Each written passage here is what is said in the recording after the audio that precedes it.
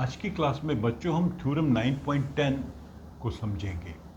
ये आपका चैप्टर 10 जो है सर्कल्स का 9 चैप्टर 9 उसका एक पार्ट है। तो इसमें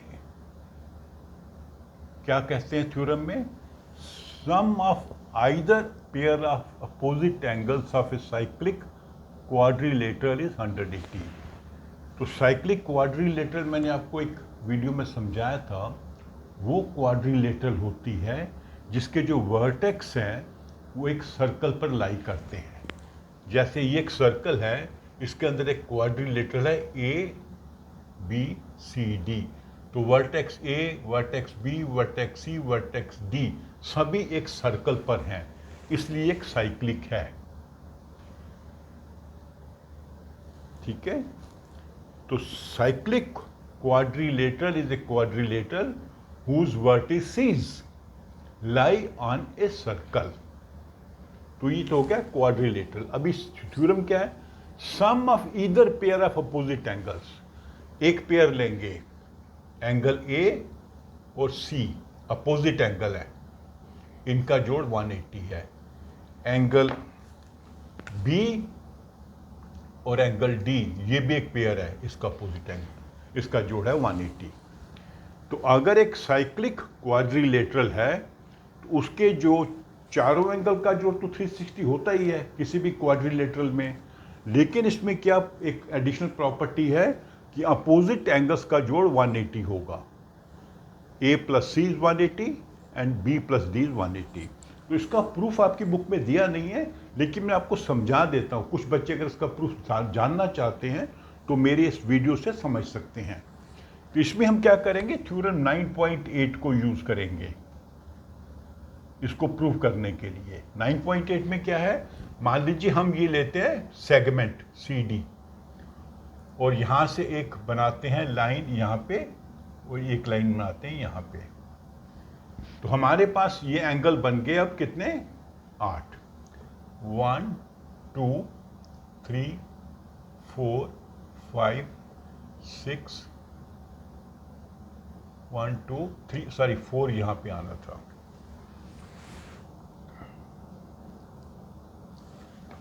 5 6 7 8।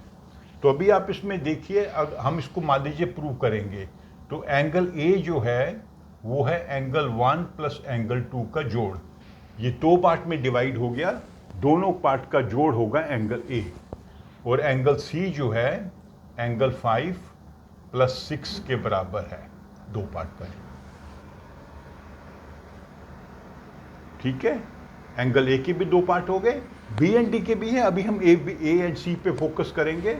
तो एंगल ए हो गया 1 प्लस 2 और एंगल सी हो गया 5 प्लस 6। अभी देखिए, अगर हम ये लेते हैं सेगमेंट जो है on this arc C D arc, तो इस पे दो एंगल बन रहे हैं, एक एंगल ये बन रहा है, ये एक बन रहा है। तो angle 1 is equal to angle 4।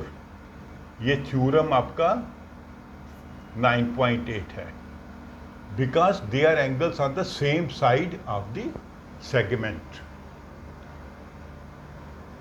अगर हम इसको आर्क मानते हैं तो एंगल 3 जो है एंगल 6 के बराबर हो जाएगा। 3 6 सेम रीजन है। अगर इसको आर्क मानते हैं तो एंगल 5 एंगल 8 के बराबर हो जाएगा। इसको आर्क मानेंगे तो एंगल 2 जो है एंगल 7 के बराबर हो जाएगा। सेम थ्योरम हर जगह लगेगी। ठीक है, फिर से समझा दूं, ये आर्क है सी डी, इसके ऊपर ये लाइन सेगमेंट सी डी बना हुआ है। एक एंगल बनता है ए डी ए सी जो एंगल 1 है, और दूसरा है डी बी सी जो एंगल 4 है। They both angles are on the same side of the segment, इसलिए इक्वल है। 9.8 थ्योरम में बताया था। ओके, अभी हम आ जाते हैं angle A plus angle B plus angle C plus angle D is 360 degree. That we know. कोई भी क्वाड्रिलेटरल होती है उसके चारों एंगल्स का जोड़ 100 होता है 360 डिग्री। तो अभी हम क्या करेंगे, एंगल ए बी की जगह हम लिखेंगे, बी के क्या पार्ट हैं, 3 और 4। एंगल सी को ऐसे ही छोड़ देते हैं और एंगल डी के 2 पार्ट हैं, 7 और 8। हमने क्या किया कि एंगल बी और डी के जो पार्ट्स हैं, इसका 7, 8 है, इसका 3, 4 है, वो लिख लिया। बट वी नो एंगल 3 जो एंगल 6 के बराबर है, ये ठीक है, और एंगल 4 किसके बराबर है, एंगल 1 के बराबर है, और एंगल 7 किसके बराबर है, एंगल 2 के बराबर, और एंगल 8 किसके बराबर है, एंगल 5 के बराबर। तो पहले हमने चारों एंगल का जोड़ 360 लिखा, फिर हमने एंगल बी की जगह ये 2 एंगल लिखे, डी की जगह ये लिखे, फिर हमने यहां से दिया वैल्यूज, 7 को 2 के बराबर किया, 8 को 5 के बराबर किया, और 3 को 6 के बराबर, और 4 को 1 के बराबर। क्यों किया मैं अभी आप समझ जाओगे। एंगल ए, अभी देखिए हम क्या करेंगे, एंगल 6 और 5 को ऐड कर देंगे, एंगल 6 प्लस एंगल 5, फिर एंगल सी है, फिर एंगल 1 प्लस एंगल 2 को ऐड कर देंगे। इसको ऐड किया और इसको ऐड किया। But we know angle 1 plus 2 is angle A और एंगल 6 इज सी, तो ये हो जाएगा angle A plus angle C plus angle C plus angle A is 360 degree. तो ये 2 एंगल ए हैं और 2 एंगल सी हैं, तो twice angle A plus angle C is 360 degree. Angle A plus angle C is 360 divided by 2 is 180 degree.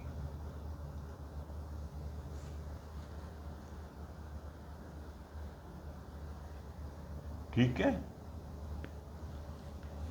या straight भी इसको लिख सकते हैं हम, half of equals R half of equals R half, इसका हाफ ये है, इसका हाफ ये है। तो हमने प्रूव कर दिया एंगल सी और एंगल ए 180 डिग्री है। ऐसे ही आप लॉजिक लगाएंगे तो आप बी प्लस डी को भी 180 प्रूव कर सकते हैं। अदरवाइज भी जब 2 एंगल का जोड़ 180 है तो बाकी 2 का भी 180 होगा, क्योंकि चारों का जोड़ 360 है। तो हमने ये प्रूव कर दिया कि अपोजिट एंगल्स जो हैं उनका सम 180 डिग्री होगा if it is a cyclic quadrilateral. ठीक है, तो ये हो गई हमारी 9.8। तो अभी हम आ जाते हैं 9.11 पे।